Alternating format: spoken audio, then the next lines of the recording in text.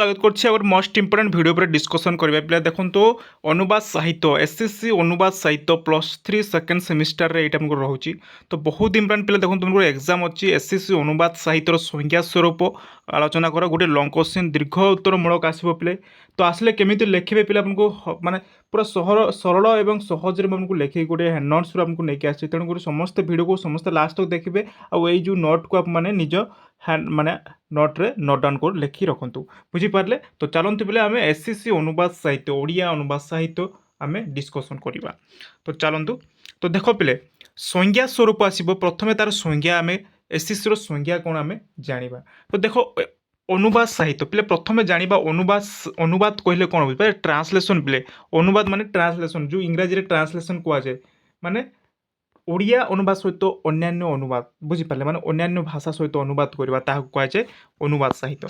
तो बुझा पिले चलो तो देखो अनु एक उपसर्ग पिले यार अर्थ है परे बा पछरे बाद बद धातु निष्पन्न होइथिबारु एही शब्दर अर्थ है कहवा बा सुतरां उभय मिलित रूपे अनु प्लस बा युक्त बाद अर्थात अनुवाद आविधानिक अर्थ है परे कहवा पिले क्वेश्चन आसीबो अनुवाद आविधानिक अर्थ कौन। तो अनुवाद आविधानिक अर्थ होची परे कहवा बुझीपारे बा पाश्चात्य कथन आउ टिके बुझाई कहले पिले गोटे भाषा देख ये आउ टिके बुझे जदि कहबा ताले गोटे भाषा जहाँ कहुई ताकू पर अन्य एक भाषा अविकल भाव में सेमिति कहवा बा रूप देवा ही अनुवाद। इंग्राजी भाषा ट्रांसलेशन कहुए तो ट्रांसलेशन शब्द मूल अर्थ होची अन्यत्र बहन करबा पिले।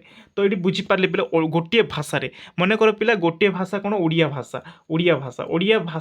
आउ गोटे भाषा गोटे भाषा जहाँ कहुई ताकू अन्य एक भाषा माने अन्य एक भाषा हिंदी किंबा इंग्राजी पिले हिंदी किंबा इंग्राजी भाषा जदि ताको अनुवाद करबा ताहाको आमे कोन अनुवाद साहित्य बोली कहि परिबा पिले। एटी हमर सीधा सलग हमर लेखा जायछि बुझि अवश्य गोटाए भाषार भावधारा को देख अवश्य गोटाए भाषार भावधारा को अन्य एक भाषा को बहन करी नेबा बा अनुवाद करबा ताहाको ट्रांसलेशन करागला बोले आमे कहि थाउ। तो अवश्य गोटे भाषार भावधारा को माने गोटे भाषा को अन्य एक भाषा बहन करबा बा अनुवाद करबा ताहाको आम अनुवाद हो गला बा ट्रांसलेशन करागला बोले आमे ताको कहि थाउ पिले। तो आमे अनुवाद कहले केवल भाषार कारण को बुझू थिबा समय रे इंग्राजी शब्द बा ट्रांसलेशन पिले ट्रांसलेशन अधिक देखो ट्रांसलेशन हाँ देख इंग्राजी शब्द ट्रांसलेशन अधिक व्यापक अर्थ रे निजको प्रकाश करिथाए कथा को कार्य रे परिणत करने को ट्रांसलेशन बोले आमे कहि थाउ पिले।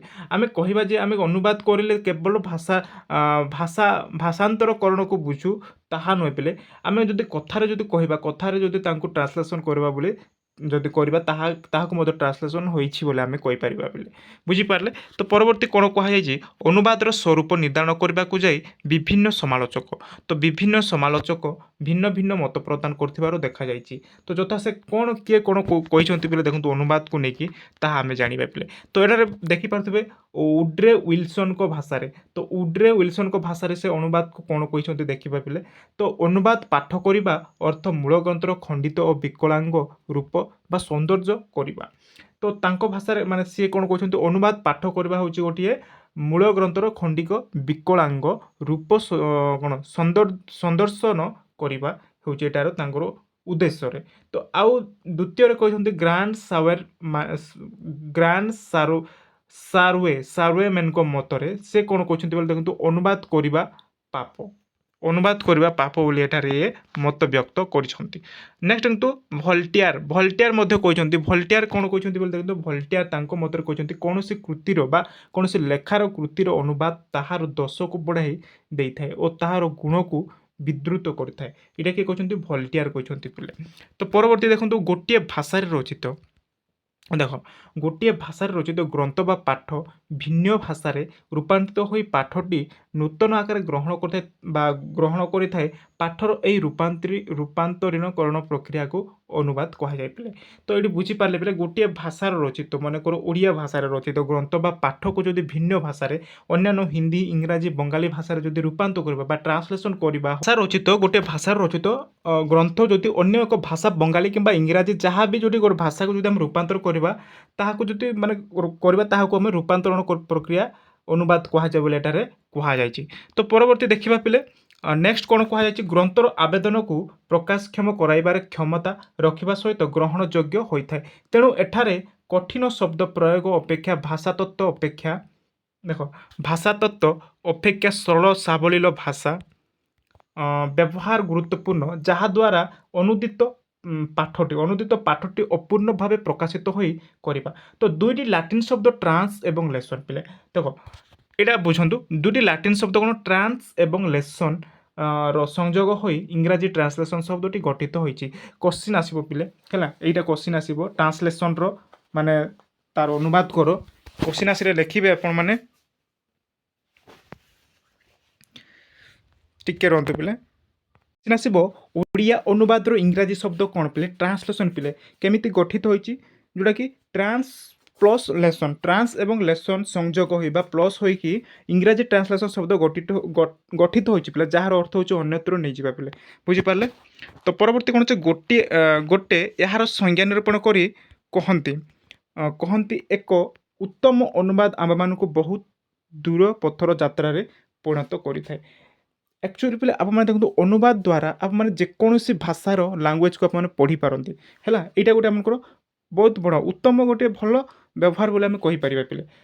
नेक्स्ट चित्तरंजन दास यहीपरि प्रेक्षी कहते जे अनुवाद संपर्कित मत उपस्थापना प्रेक्षापटे चित्तरंजन दास एठारे दुईटी गुरुत्वपूर्ण शब्द व्यवहार करिसंती।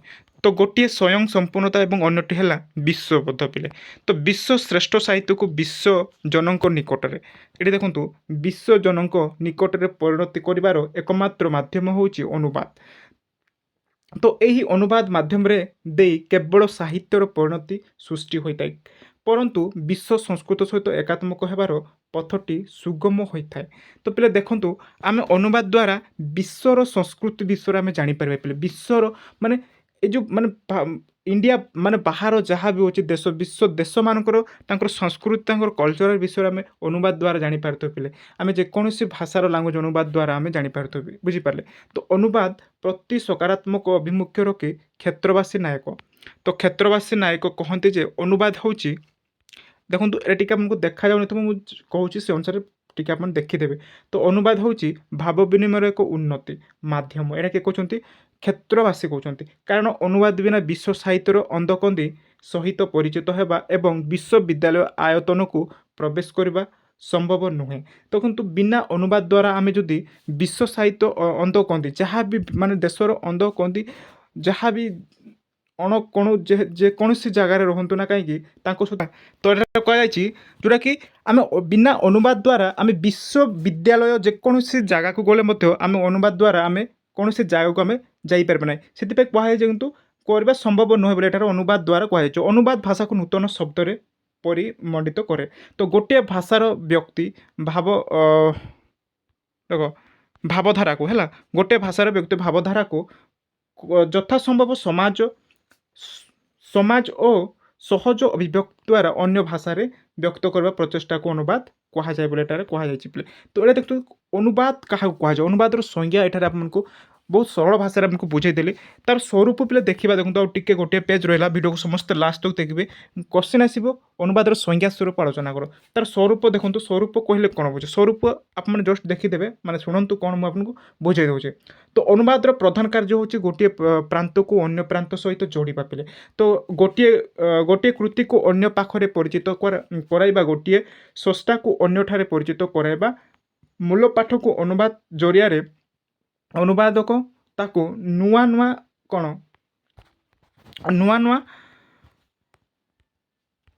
गठन दे थाई पिले बुझिपारे। तो मूल पाठर कथन को निज भाषा है निज भाषा संस्कृति प्रेक्षापटे परिवेषण करी पाठक निकटरे उपस्थापन करिथाए। तो समय आह्वान रे ସଂରଚିତ ମୂଳପାଠଟି ଯୁଗାନ୍ତି ଧରି ତାର ବୈଶିଷ୍ଟ୍ୟ ଓ କଳା ନୈପୁଣ୍ୟ ରକ୍ଷା କରିଥାଉ ପିଲେ। ତ ଦେଖନ୍ତୁ ଏଠାରେ କ'ଣ କୁହାଯାଏ ମୂଳପାଠକୁ ଆମେ ଯଦି ଗୋଟିଏ ସ୍ରଷ୍ଟା ବା ଗୋଟିଏ ଲେଖକକୁ ଅନ୍ୟ ଲେଖକ ମନେକର ଓଡ଼ିଆ ଲେଖକ ଓଡ଼ିଆ କବିଙ୍କୁ ଆଉ ଅନ୍ୟ ଇଂରାଜୀ କିମ୍ବା ବଙ୍ଗାଳୀ କବିଙ୍କ ସହିତ ଆମେ ଯଦି ଅନୁବାଦ କରିବା ଅନ୍ୟ ଭାଷାରେ ପରିଚିତ କରାଇବା ଗୋଟିଏ ସ୍ରଷ୍ଟାକୁ ଅନ୍ୟଠାରେ ପରିଚିତ କରାଇବା ହେଉଛି ମୂଳପାଠକୁ ଅନୁବାଦ ଜରିଆରେ ଅନୁବାଦ ତାକୁ ନୂଆ ଢଙ୍ଗରେ ଦେଇଥାଏ ପିଲେ ହେଲା ତାଙ୍କର ମୂଳ ପାଠ କଥନକୁ ନିଜ ଭାଷା ବା ସଂସ୍କୃତି ପ୍ରେକ୍ଷାପଟରେ ପରିବେଷଣ କରି ପାଠକ ନିକଟରେ ଉପସ୍ଥାପନ କରିଥାଏ। ମାତ୍ର ପରବର୍ତ୍ତୀ କ'ଣ କୁହାଯାଉଛି ମାତ୍ର ସମୟାନୁକ୍ରମେ ସେହି ପାଠର ଏକାତ୍ମକ ଅନୁଷ୍ଠିତ ପାଠ ବା ଅନୁଦିତ ପାଠ ବା ଟ୍ରାନ୍ସଲେସନର ପାଠ ସୃଷ୍ଟି ହୋଇ ପିଢ଼ି ପରେ ପିଢ଼ିକୁ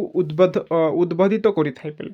ତ ପରବର୍ତ୍ତୀ କ'ଣ କୁହାଯାଇଛି ଯଦିଓ ଅନୁବାଦର କଳା କୌଶଳ ଓ ପରିପ୍ରେକ୍ଷଣ ବା ପରିବେଷଣ ଶୈଳୀ ବିଭିନ୍ନ ହୋଇଥାଏ ତେବେ ମୂଳ ପାଠର ଆନ୍ତଃ ସୌନ୍ଦର୍ଯ୍ୟଟି ଦିନକୁ ଦିନ ବେଶ ପରିଣତ ବା ଭାବ ବ୍ୟଞ୍ଜନ ହୋଇଥାଏ ପିଲେ। ତ କ'ଣ କୁହାଯାଇଛି ଅନୁବାଦ ଦ୍ୱାରା ଦିନକୁ ଦିନ କ'ଣ ନା ଭାବ ମାନେ ବେଶ ପରିଣତି ବେଶ ଶାଣିତ ବା ଭାବ ବ୍ୟଞ୍ଜନ ହୋଇଥାଏ ବୋଲି ଏଠାରେ କୁହାଯାଇଛି କାରଣ ପ୍ରତିଟି ଅନୁବାଦକର ମୂଳ ପାଠକୁ ପଢ଼ିବା ବୁଝିବା ଏବଂ ଉପସ୍ଥାପନ ଉପରେ ନିର୍ଭର କରେ ପିଲେ। ତ ଭାଷା ସହିତ ଅନୁବାଦର ଘନିଷ୍ଠ ସମ୍ପର୍କ ରହିଛି। ପ୍ରତ୍ୟେକ ଅନୁବାଦକଙ୍କର ନିଜସ୍ୱ ଏକ ଭାଷିକ ପରିମଣ୍ଡଳ ରହିଛି ଏବଂ ଏହି ସୀମା ଭିତରେ ରହି ଅନୁବାଦକ ମୂଳ ପାଠକୁ ଅନୁବାଦ କରିଥାଏ ହେଲା। ତ ପାଠକଟିଏ ଯଦି ଅନୁବାଦକୁ ପଢ଼ି ସନ୍ତୋଷ ବ୍ୟକ୍ତି କରିପାରିବ ଏବଂ ମୂଳ ପାଠର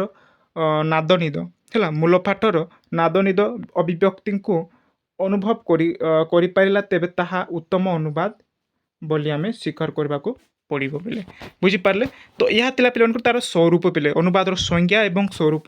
ଆଶା କରୁଛି ଆପଣଙ୍କୁ କିଛି ମାତ୍ରାରେ ଭିଡ଼ିଓ ଭଲ ଲାଗିଥିବ ଆପଣଙ୍କୁ PDF ସେୟାର କରିଦେବି ସମସ୍ତେ PDF ପାଇବା ପାଇଁ ସମସ୍ତେ ଟେଲିଗ୍ରାମରେ ଜଏନ୍ ହେଇଯିବେ ଟେଲିଗ୍ରାମରେ ପାଇପାରିବେ ୟାର PDF ହେଲା। ତ এইটা ଥିଲା ଆପଣଙ୍କର ବହୁତ ଇମ୍ପୋର୍ଟାଣ୍ଟ ଲଙ୍ଗ କ୍ୱେଶ୍ଚିନ୍ ଆପଣଙ୍କର ଆସିବ ଅନୁବାଦର ସଂଜ୍ଞା ସ୍ୱରୂପ।